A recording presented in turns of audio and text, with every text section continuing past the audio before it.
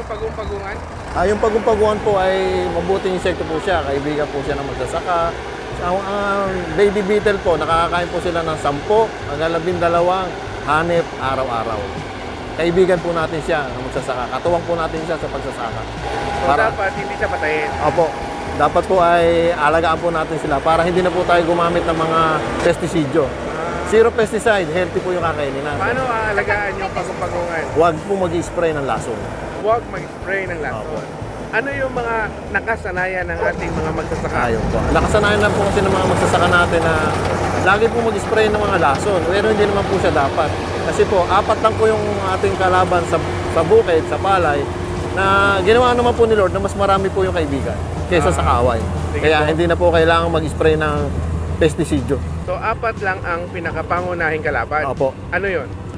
Meron po tayong uod, hanep, yung po stem borer, yung alitangya, yun lang po yun.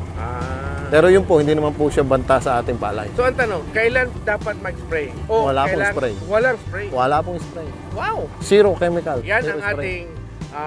ating lakbay agrikulturang magtuturo. Opo. At kami po ngayon ay tinuturuan ng ating lakbay agrikulturang magtuturo.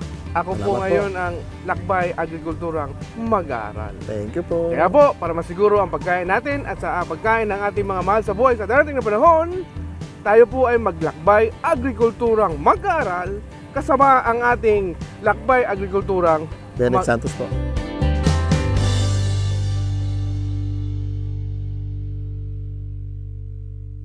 Join BBM Movement now! Tumutok lagi sa mga balita at impormasyon dito sa BBM Movement FB page.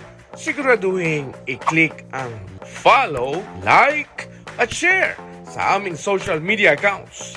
Sumali rin sa iba pang giveaways at magkaroon ng tsansang mabigyan ng brand new cellphone. At sa hinaharap, marami pa. Dahil sa BBM Movement, gusto namin pasog ka! BBM Movement. Bansang busog ang mamamayan.